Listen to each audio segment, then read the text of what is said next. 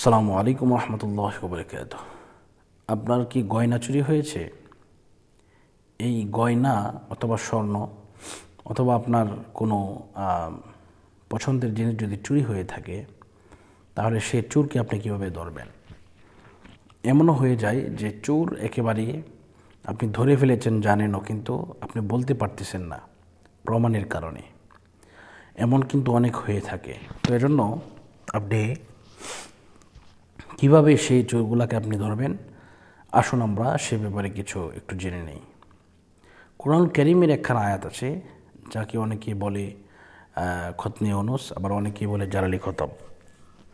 এই খতমে ইউনূস যদি কেউ 1,15,000 মতান্তরে 1,30,000 বার যদি কেউ পড়ে, তাহলে যে ব্যক্তি চুরি করেছে এমন অবস্থা হয়ে যাবে, সে যদি এটার স্বীকার না করে তাহলে তার গলা দিয়ে নাক দিয়ে রক্ত বের হবে, এমন অবস্থা হয়ে যাবে, তার কঠিন অবস্থা হয়ে যাবে। এজন্য আসুন আমরা এই বিষয়গুলো একটু জেনে নেই।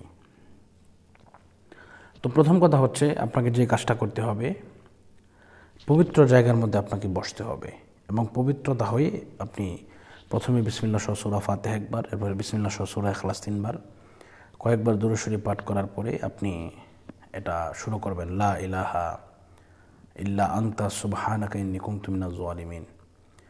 এটি যখন আপনার 100 বার হয়ে যাবে, প্রতি 100 বার পরপর পড়তে হবে ফাস্তাজাবনা লাহু ওয়া নাজাইনাহু মিনাল গাম্মি ওয়া কাযালিকা নুনজিল মুমিনিন।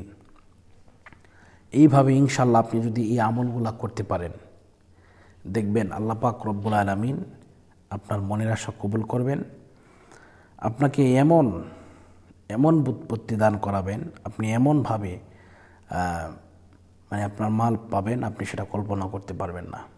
আমি একটি ঘটনা আপনাদেরকে শেয়ার করি। এক প্রবাসী ভাই, উনি মালয়েশিয়াতে থাকেন। তো উনি বাড়িতে আসবেন অনেক দিন যাবৎ, বিদেশ করার পরে উনি কিছু টাকা জমিয়েছেন, সেই টাকা নিয়ে বাড়িতে আসবেন এবং উনি একটি ঘর নির্মাণ করবেন। তো উনি আসার পূর্ব মুহূর্তে চোরে কী করলো, সেই টাকাগুলো নিয়ে গেছে। তো এরপরে এই লোকটা ইউটিউব থেকে নাম্বার পেয়ে আমাকে ফোন দিল, বললো, হুজুর এই অবস্থা, আপনি আমাকে একটা খতম পড়ে দেন। তো আমি আলহামদুলিল্লাহ ওনার কথাই আমি আমাদের ছাত্রদের মাধ্যমে এটা পড়িয়ে দিয়েছি। তো পড়ানোর সাথে সাথে অ্যাকশান হয়ে গেছে এবং 12 লক্ষ টাকা উনি ফেরত পেয়েছেন। তো এটি আসলে বিশ্বাস করতে হবে আল্লাহ তাআলার উপরে। আমাদের কোনো কিছু করার ক্ষমতা নেই, আমরা হচ্ছে ওসিলা, দেওয়ার মালিক হচ্ছে আল্লাহ। এই আশা এবং আকাঙ্ক্ষা মনের ভিতরে রাখতে হবে ইনশাআল্লাহ। তো আজকের মতো এই পর্যন্তই। সকলের সুস্বাস্থ্য এবং দীর্ঘায়ু কামনা করছি। এই মুহূর্তে বিদায় নিচ্ছি। আসসালামু আলাইকুম রহমতুল্লাহি ওয়া বারাকাতুহু।